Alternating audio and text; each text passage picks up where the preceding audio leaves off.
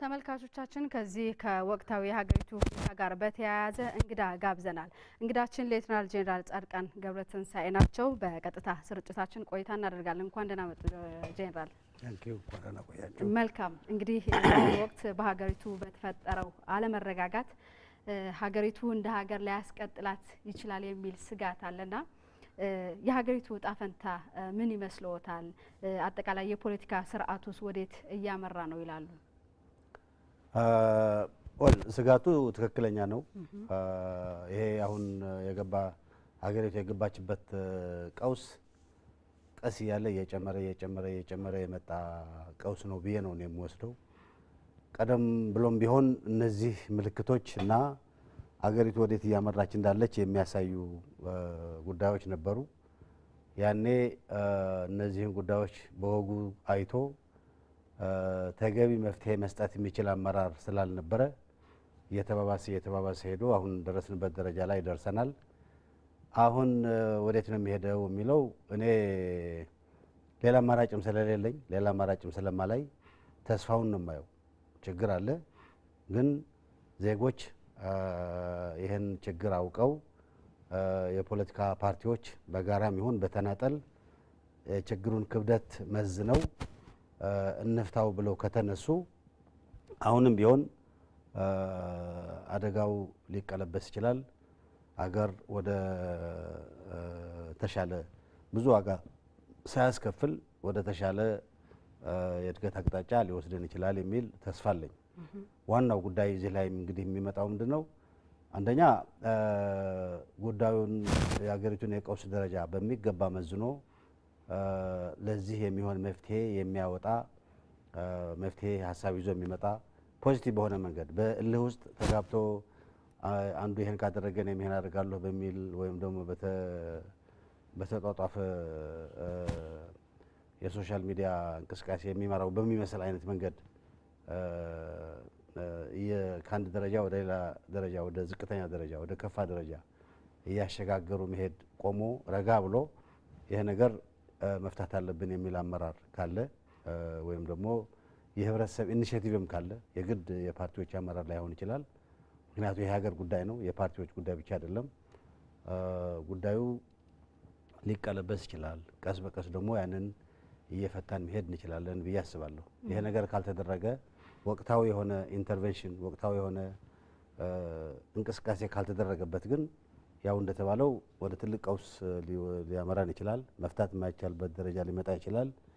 ይሄ ከሆነ ደግሞ እንትኑን መገመት አይቻልም። የሚመጣውን ጉዳትና የሚደርሰውን ጥቃት በዚህ ሀገር መገመት አይቻልም። ስለዚህ አሁንም ቢሆን በ11ኛው ሰዓትም ቢሆን ተደራጅቶ ይሄን ጉዳይ እንፍታ የሚል ከፍተኛ እንቅስቃሴ ከተደረገ ሊፈታ ይችላል የሚል እምነት አለኝ። መልካም እንግዲህ ቅድም ካነሳ ነው ሀሳብ ጋር በተያያዘ በሀገሪቱ ካለው አለመረጋጋት ጋር በባሰ መልኩ ደግሞ የህግ ጥሰቶች የፌዴራሊዝም ስርዓቱም የመሸርሸር ሁኔታ ለምሳሌ በየክልሎች የሚታዩ አለመረጋጋቶች፣ የዜጎች መፈናቀል፣ የሰብአዊ መብት ጥሰቶችን፣ የዳኝነቱ ላይ የፍርድ ቤቶች ላይ ጣልቃ የመግባትን ማንሳት ይቻላል። ሌሎች የሰብአዊ መብት ጥሰቶችንም እንዲሁ በተመሳሳይ። ስለዚህ የእነዚህ መነሻዎችስ ምንድናቸው ማለት ይቻላል? እስቲ እዚህ ላይ አስተያየቱ።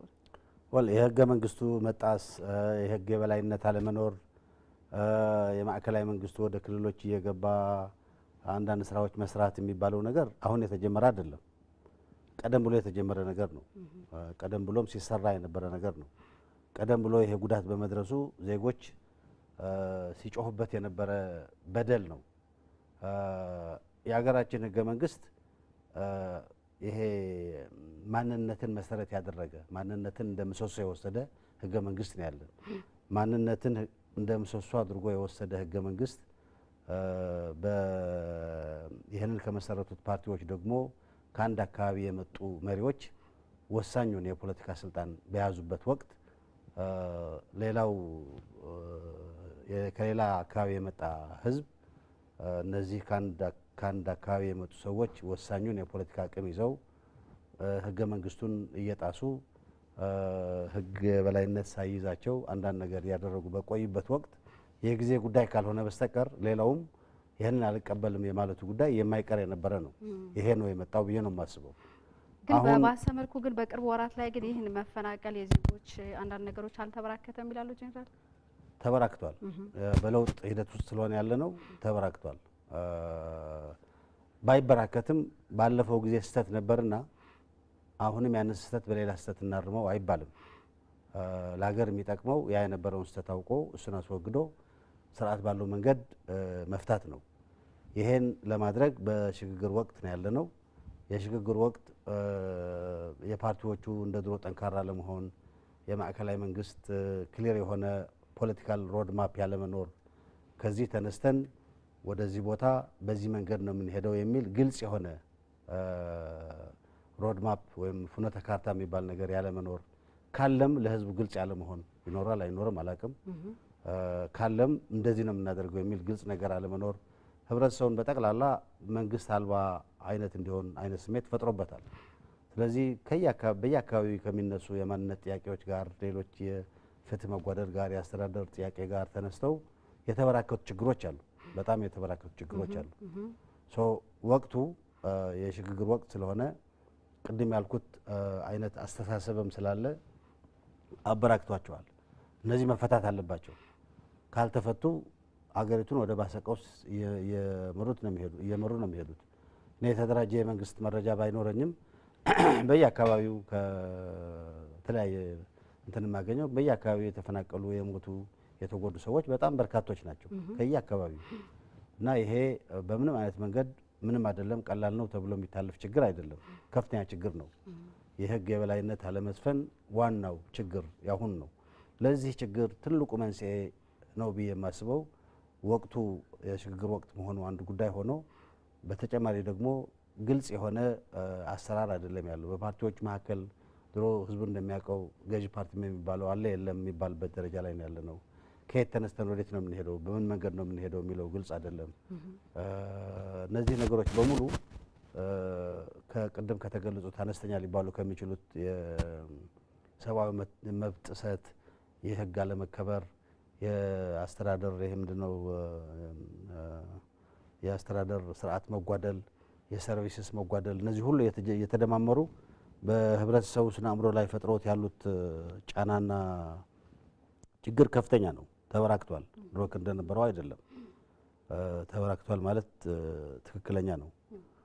መነሻዎቹ ደግሞ ያው ቅድም ያልኩት ሲጠራቀም የቆየ ነገር ነው። ከዛ ለመውጣት ለውጥ ተጀምሯል። ለውጡ የሚመራበት ክሊር የሆነ መንገድ አትሊስት ለህብረተሰቡን በሚያሳምን መንገድ ከዚህ ተነስተን ወደዚህ ነው ይሄድን ያለ ነው የሚል ነገር የለም። በላዩ ላይ ደግሞ የተከማቹ ፕሮብሌሞች አሉ። እነዚህ በሙሉ ተሰባስበው ከዛ በላይ ደግሞ የማንነት ጥያቄዎች አሉ። አንዱ ቦታ አጋጣሚውን ተጠቅሞ ግዛቱን ለማስፋፋት አካኪ ዘራፍ የሚል ኃይል አለ። በሌላ በኩል ደግሞ አይ ይሄን አናስደፍርም ብሎ ያንን ለመከላከል የሚደረግ ግጥሚያ አለ። ቀደም ብለው ተነስተው ማሳረጊያ ሳያገኙ የቆዩ ትናንሽ የአካባቢ ችግሮችም አሉ። እንደ ደቡብ በመሰለው ደግሞ ቀደም ብሎም እየታወቀም ቢሆን ታፍነው ይደር እየተባሉ የቆዩ አሁን ግን ጊዜ ወልዷቸው ፈንድተው የመጡና በጣም በርካታ አካባቢዎች የራሳቸውን ክልላዊ አስተዳደር የሚጠይቁበት አይነት ሁኔታ ተፈጥሯል። እነዚህ ሁሉ ችግሩን አባብሰውታል እና የተባባሰ ችግር አለ። መልካም። ከዚሁ ጋር በተያያዘ እንግዲህ በተለያዩ አካባቢዎች መንገድ መዘጋት የዜጎች መፈናቀልም እንደተጠበቀ ሆኖ መንገዶችም ሲዘጉ እየተመለከትን ያለ ነው። መንግስት ለነዚህ ጉዳዮች ደግሞ ምላሽም ሳይሰጥ ያለፈባቸው ሁኔታዎችም ታይቷል እና በሌላ በኩል ደግሞ ህገ መንግስቱን ባልተከተለ መልኩ ደግሞ የመከላከያ ሰራዊት በአንዳንድ ክልሎች ጣልቃ እየገባ ነው። በዚህ የተነሳ ደግሞ አንዳንዶች የመከላከያ ሰራዊት ተልእኮውን እየተወጣ አይደለም፣ ለፖለቲካ አላማ እየዋለ ነው የሚሉም አሉና እርስዎ እዚህ ላይ ምን ይላሉ? እንግዲህ እኔ የመከላከያ ሰራዊት ጣልቃ ገባባቸው በሚባሉት አካባቢዎች በምን አይነት ሁኔታ በምን አይነት መመሪያ ጣልቃ እንደገባ በዝርዝር የማውቀው ነገር የለም። ግን የመከላከያ ሰራዊት የአንድ ሀገር የህልውና ምሰሶ ነው። ይሄ ተቋም ይሄ የመንግስት ተቋም ችግር ውስጥ ከወደቀ የሀገሪቱ ህልውና ነው በጠቅላላ ችግር ውስጥ የሚወድቀው ሉዓላዊነቱም ያገር እንደ አገር እየሰራ መሄድ ጉዳይም ችግር ውስጥ ነው የሚወድቀው ከሁሉም ችግሮች ደግሞ ፋንክሽናል ያልሆነ መንግስት ባለበት ሀገር የሚከሰት ችግር ከሁሉም ይብሳል ሶ ይሄ እንደተጠበቀ ሆኖ የመከላከያ ሰራዊት ስርዓት አለው እንጂ አገር ውስጥ የሚፈጠር ችግር በሚኖርበት ወቅት እንዲገባ ህገ መንግስቱም ይፈቅዳል ገብቶ ያንን ማረጋጋት አለበት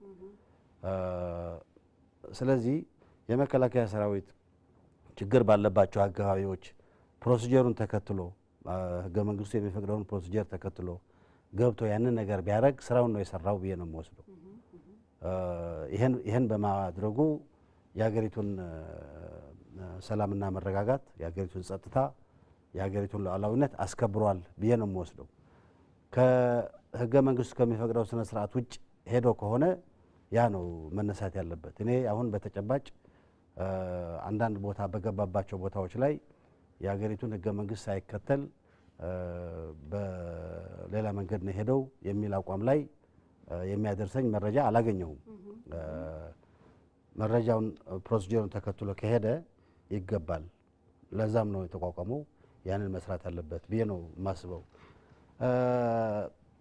አንዳንድ ቦታ ላይ ለምሳሌ አማራና ትግራይ በሚያገናኝ ቦታ ላይ መንገድ ተዘግቶ ነበር ለረጅም ጊዜ ያኔ የመከላከያ ሰራዊት ፈጥኖ አልገባም ከተወሰነ ጊዜ በኋላ ገብቶ አትሊስት በራያ አካባቢ ለምሳሌ ምዛም ልጨምር አሶሳ ላይ ለምሳሌ ተዘግቷል መንገድ ወደ አዲስ አበባ የሚያስመጣው የሚያገናኘው መስመርና ለነዚህ አይነት መንገዶች ላይ ፈጥኖ ያለ መግባትም አለ ይሄ እንግዲህ ለኔ እንትን ይቅርታ ግን አሶሳ ላይ የተዘጋ መሆኑ ሌላ ቦታ ላይ የተዘጋ መሆኑ አላወቅኩም እንደዚህ በሚዘጋበት ወቅት እነዚህ ከክልል ወደ ክልል የሚያገናኙ መጋቢ መንገዶች የሀገሪቱ ዋነኛ የህዝቦች መገናኛ መንገዶች ስለሆኑ በእኔ አመለካከት ይህንን የመጠበቅ ሴፍ ሆኖ እንዲሰራ የማድረግ የሀገር መከላከያ ስራ ውስጥ መካተት ያለበት ነገር ነው ብዬ አምናለሁ ፈጥኖ ገብቶ ያንን መፍታት ነበረበት ወይም አለበት ብዬ ነው ማምነው ምክንያቱም የሀገር ሰላምና መረጋጋት ከሚያስጠብቁት ጉዳዮች አንዱ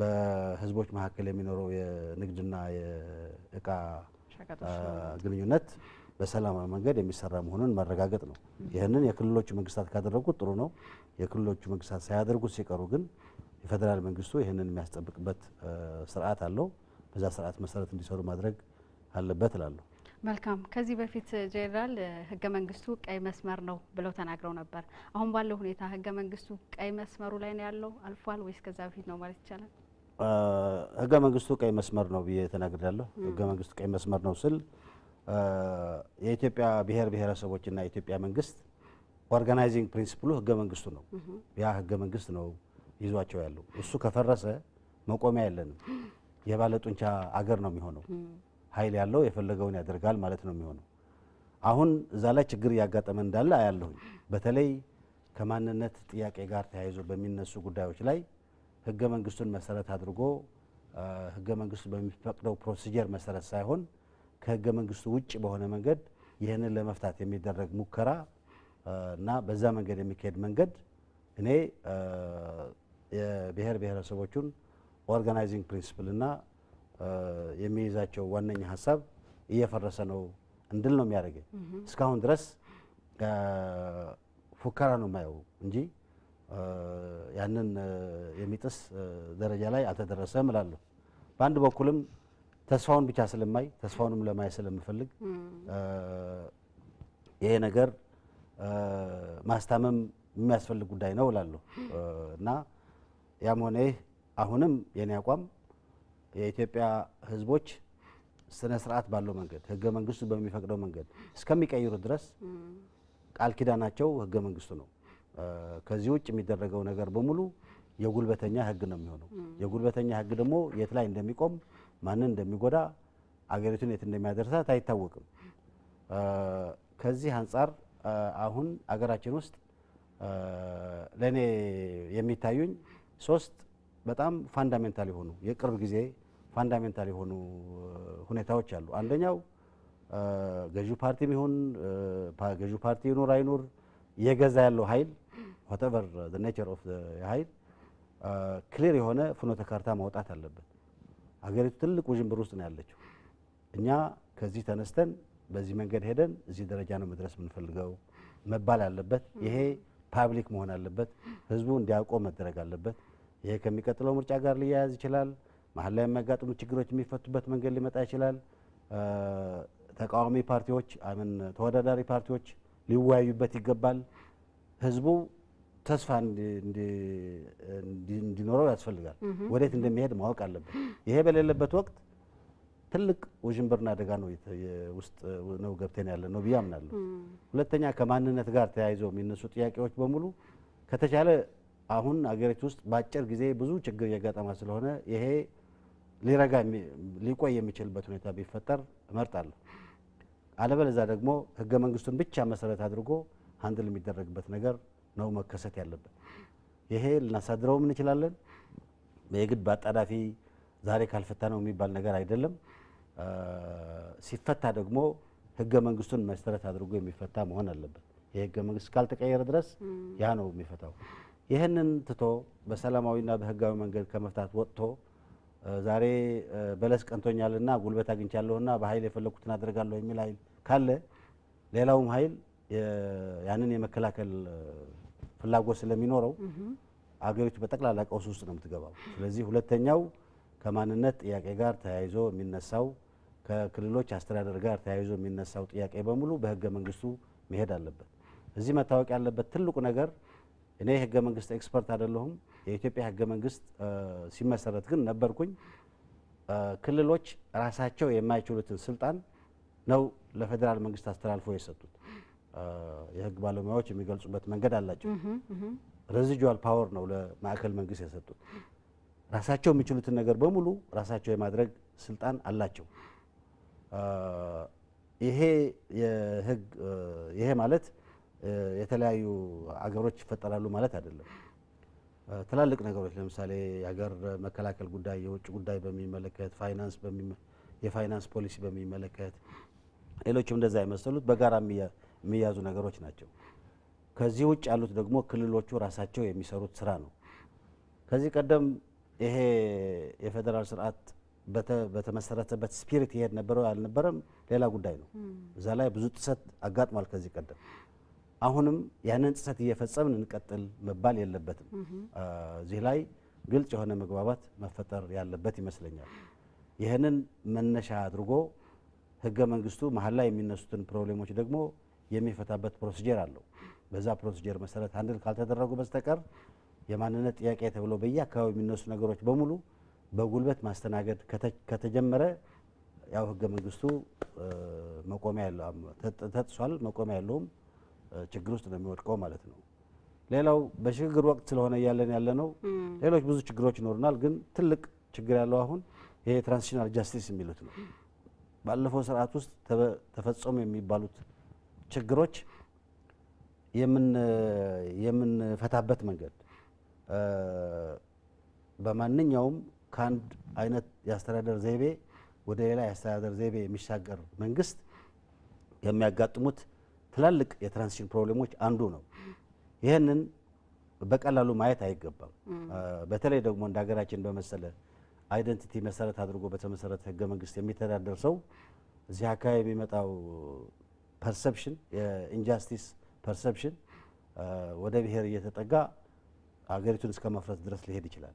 ስለዚህ እዚህም ያለው አያያዝ ገዢው ፓርቲ የሚነጋገር ከሆነ ተስማምቶ የሚሰራ ከሆነ ቁጭ ብሎ ተስማምቶ ፕሪንሲፕሎችን በደንብ አስቀምጦ እስከየት ድረስ ይሄዳል፣ ማንን ይጠይቃል፣ እንዴት ነው ፌር የሆነ ጃስቲስ የሚፈጽመው፣ እንዴት ነው ትራንስፓረንት የሚሆነው፣ እነዚህን ነገሮች በሙሉ ማስቀመጥ አለባቸው።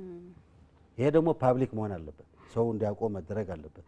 ምክንያቱ የሚወሰደው እርምጃ ማንም ሰው እንዲያውቀው፣ አለበለዚያ አርቢትራሪ በሚመስል መንገድ እርምጃ የሚወሰድ ከሆነ አሁን ባለው የሀገራችን የፖለቲካ ሴትአፕ እና እየሰፋ ከመጣው ጽንፈኛ አመለካከት በየአካባቢው ከተለያየ መነሻ የሚነሳ ጽንፈኛ አመለካከት አገሪቱን አደጋ ውስጥ ሊያደርስ ይችላል። ስለዚህ እነዚህ ሶስቱ ጉዳዮች ለኔ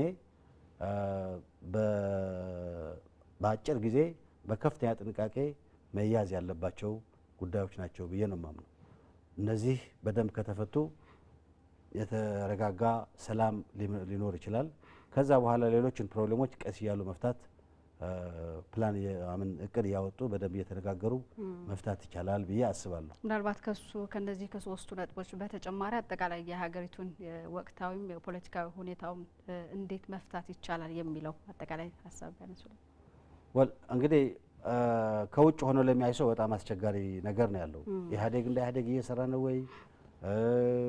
ወይስ ምንድነው እየሆነ ያለው ማወቅ የሚቻልበት ባለፈው ጉባኤ ኢህአዴግ ጉባኤ እኔ እንደ ግለሰብ ተበታትነው ይወጡ ይሆን ወይስ አንድ ሆነው ይወጡ ይሆን የሚል ስጋት ነበረኝ። ምክንያቱም ያ ጉባኤ አንድ ሆነው መውጣታቸው ወይ መበታተናቸው የሀገሪቱን እጣ ፈንታ ይወስናል የሚል እስከዛ ድረስ የሚደርስ ሚዛን ሰጥቼው ስለነበር ያ ሳይሆን ቀርቶ ተስማምተው አንድ ሆነን ወጥተናል ብለው ወጡ። የሚያሳድሩትን አጀንዳ አሳደሩ። አቤታው ዲሞክራሲ ኋላ እናየዋለን አሉ። ህገ መንግስቱ እሱን መሰረት አድርገን ነው የምንሄደው አሉ። ሊበትናቸው የሚችል አንዳንድ ነገሮችን አስወግደው ኦርጋናይዝ የሚያደርጋቸውንም ፕሪንሲፕሎች ላይ ተስማምተው የሚያሳድሩትንም ነገር አሳድረው ተስማምተው ወጡ። ጥሩ ነገር ነው። ይሄ ጥሩ እርምጃ ነው። ከዛ በኋላ ያለው ነገር እየተነጋገሩ እየተወያዩ በሰው በሚያውቀው መንገድ አንዳንዴ ላይስማሙም ይችላሉ። በማይስማሙበትም ሳይስማሙ እየቀሩ በሚስማሙበት ላይ እየተስማሙ ነው ይሄዱ ያሉት ወይስ አይደለም የሚል ትልቅ ጥያቄ አለ። በሌላ በኩል ደግሞ ብዙ የኃይሎች የውጭ የነበሩ ኃይሎች የትም ቦታ ማለት የኢትዮጵያ ውጭ የነበሩ ኃይሎች ገብተዋል። እነዚህ ኃይሎች በሚፈጥሩት እንቅስቃሴ የፖለቲካ አሊያንስስ ሊፈጠር ይችላል ብሎ ማሰብ ይቻላል። ኢህአዴግ ውስጥም እንደነበረው ነው የሚቀጥለው ወይስ ሌላ አሊያንስ ይፈጠራል የሚለው ጥያቄ አለ። ይህም ገና ተሰርቶ አላለቀም። አንዳንዶቹ ከውጭ የመጡ ፖለቲካ ፓርቲዎች ተመዝግበውም አልጨረሱም። ግን የፖለቲካ ኢንቫይሮንመንቱን እንትን አድርገውታል፣ ገብተዋል፣ አጠበውታል። ቀደም ብሎ 60 ምናምን ፓርቲ ከነበር አሁን ደግሞ ተጨምረዋል። እነዚህ የነሱም ክሊር የፖለቲካ ፕሮግራም አውጥተው ከዚህ ተነስተን እንደዚህ ብለን ነው የምንሄደው የሚል ነገር አልመጣም። ከአቤታው ዲሞክራሲ ውጪ ሌላ የፖለቲካ አስተሳሰብ በደንብ ተቀምሮ እንደ ኦልተርናቲቭ ይሄኛውን ነው የምንከተለው የፖለቲካ አስተሳሰብ ይሄ ነው የምንከተለው የፖለቲካል ኢኮኖሚ ዳይሬክሽን ይሄ ነው ተብሎ የመጣ ነገር እስካሁን አላቅም። የሀገሪቱ የፖለቲካ ስርዓት ስትራክቸርድ ሆኖ በሁለት ወይ ሶስት የተለያዩ የፖለቲካ አስተሳሰቦች ላይ ተሰባስቦ ለህዝቡም እንደ ምርጫ ሆኖ ሊቀርበት የሚችል ስርዓት ውስጥ አይደለም ያለነው። መልክ ያለየ ትልቅ ኢንፍላክስ ውስጥ እንዳለን አድርጌ ነው የማስበው ነው። ስለዚህ ይሄ ነው ደግሞ አደገኛ የሚያደርገው ይሄንን ትራንዚሽን። ስለዚህ እንዴት መፈታት አለባቸው እነዚህ ሁኔታዎች? አንዱ በእነዚህ በሚነሱት እነዚህ እንትን አይደሉም፣ የማይታወቁ ነገሮች አይደሉም። ማንም ሰው ሊያውቃቸው የሚችሉ ነገሮች ናቸው። የፖለቲካ ኃላፊዎቹ በእነዚህ ጉዳይ ላይ ክሊር የሆነ አስተሳሰብ ይዘው ወጥተው ያላቸውን አማራጭ ለህብረተሰብ እያቀረቡ መነጋገር አለባቸው። ከሁሉ በላይ ግን ለኔ በጣም ኢሜዲያት የሚመስለኝ በጣም የሚያሳስብ የሚመስለኝ ነገር ምንድነው ወራ ይዞ የሚደረገው ውድድርና ፉከራ ነው። ከክልሎችም አንዳንዴ ከማዕከላዊ መንግስትም ሰከን ያለ ይሄ ጉዳይ ወዳልተፈለገ ነገር ሊወስደን ይችላል ብሎ አስቦ አማራጭ መፍትሄዎችን እያመጡ አንዳንዱም ጊዜ እየሰጡ ሳይቸኮል የሚሰራውን ስራ ቲት ፎርታት በሚመስል አይነት መንገድ አንዷን ነገር ያደርጋል፣ ሌላውን ነገር ያደርጋል።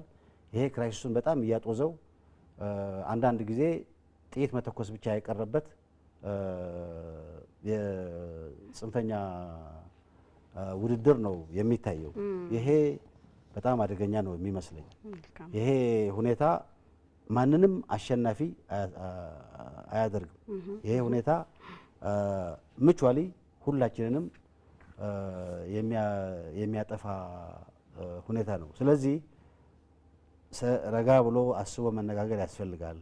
ከፓርቲዎቹ ውጪ ደግሞ እኔ አገር ውስጥ ያለ ስለ ሀገሩ ያሳስበኛል ብሎ የሚያስብ የእድሜ ባለጸጋ የትምህርት ባለጸጋ በትምህርት ብዙ ርቀት የሄደ የሃይማኖት አባቶች አገሪቱ ውስጥ ብዙ እውቀት ያለው ሰው ስላለ ይሄም ቢሆን መንግስት ላይ ጫና መፍጠር ያለበት ይመስለኛል። ይሄ የልጆች ጨዋታ አቁሙ፣ ከዚህ ከልጆች ጨዋታ ወጥተን ለሀገር የሚጠቅም ነገር እናንሳ። ከተለያየ መነሻ ተነስቶ የየራሱን ጥግ ለማድረግ የሚደረገው ውድድር መቆም አለበት። በዚህ ነው የሚፈታው የሚል እምነት አለ። መልካም ሌተናል ጄነራል ጻድቃን ገብረተንሳይ እዚህ በትግራይ ቴሌቪዥን ስቱዲዮ ተገኝተው ሰፋ ያለ ማብራሪያ ሰጥተውናል። እጅግ አድርገን እናመሰግናለን። መልካም ምሽት ይሁንልዎት።